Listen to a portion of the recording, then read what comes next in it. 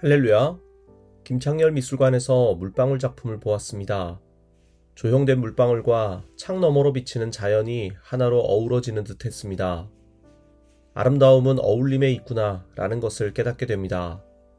오늘도 가족과 이웃과 함께 어울려 아름다움을 만들어가길 소망합니다. 오늘의 말씀은 데살로니가전서 2장 13절의 말씀입니다. 이러므로 우리가 하나님께 끊임없이 감사함은 너희가 우리에게 들은 바 하나님의 말씀을 받을 때에 사람의 말로 받지 않고 하나님의 말씀으로 받음이니 진실로 그러하도다. 이 말씀이 또한 너희 믿는 자 가운데서 역사하느니라. 아멘. 어떤 무당이 우여곡절 끝에 예수님을 영접하고 교회에 다니기 시작했습니다. 몇 주간 동안의 새가족 공부를 끝내고 배운 소감을 나누는 시간이 되었는데 그가 이런 고백을 합니다. 제가 과거에 무당으로 귀신을 섬길 때는 귀신들의 뜻을 알기 위해 땀을 내며 구슬했습니다. 힘들게 알아내면 그 뜻도 변하기 일쑤였습니다. 귀신들의 비위 맞추기가 너무 어려웠는데 하나님은 너무나 섬기기가 쉽습니다. 말씀으로 하나님의 뜻을 정확히 기록해 놓았고 그 뜻이 웬만해서 변함이 없기 때문입니다.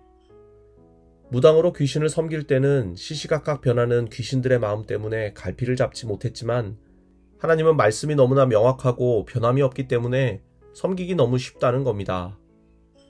하나님은 우리가 하나님의 뜻을 깨달아 알 수 있도록 말씀을 주신 줄 믿습니다. 우리는 그 명확한 하나님의 말씀을 읽고 듣고 믿고 나아가기만 하면 되는 것입니다. 오늘 본문에서 바울은 데살로니가 교인들을 생각하며 하나님께 끊임없이 감사한다고 말하고 있습니다. 왜냐하면 그들은 말씀을 받을 때에 사람의 말로 받지 아니하고 하나님의 말씀으로 받았기 때문입니다. 바울을 통해 들은 말씀을 그냥 사람이 하는 말로 생각해서 흘려들은 것이 아니라 하나님의 분명한 말씀으로 알고 마음에 새긴 것입니다. 그리고 그렇게 말씀을 온전히 받아들임으로 믿는 자 가운데에서 그 말씀이 역사하는 은혜를 누렸습니다. 말씀이 우리 삶 가운데 온전히 역사하기 위해서는 전해지는 말씀을 하나님의 말씀으로 듣고 마음에 새기는 삶이 있어야만 합니다. 마태복음 13장에 보면 밭의 비유가 등장하고 있습니다. 씨를 뿌리는 자가 씨를 뿌렸지만 어떤 씨는 길가에 떨어져 새가 먹어버렸고 어떤 씨는 돌밭에 뿌려져 뿌리를 내리지 못하고 타서 말랐고 어떤 씨는 가시떨기에 떨어져 뿌리는 내렸으나 해를 받지 못해 죽었고 어떤 씨는 좋은 밭에 떨어져 30배, 60배, 100배의 결실을 맺었다는 비유입니다.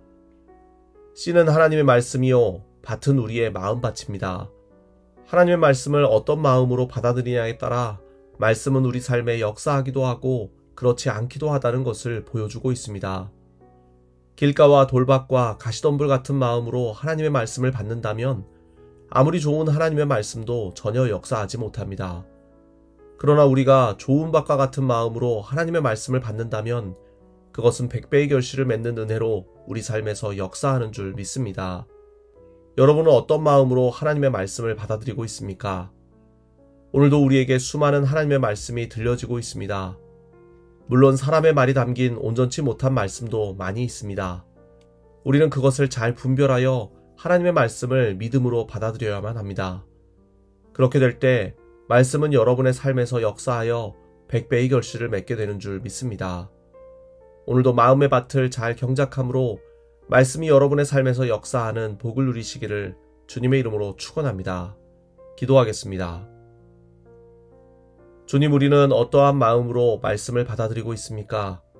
데살로니가 교인들처럼 순수하고 좋은 마음으로 하나님의 말씀을 온전히 믿음으로 받아들이게 하옵소서.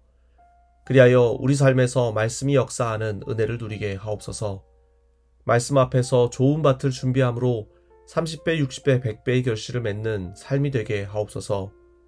오늘도 우리의 삶을 돌보아 주셔서 삶의 어려움들이 주님의 은혜로 해결되게 하시고 기쁨과 확신으로 주님의 길을 걷는 우리가 되게 하옵소서.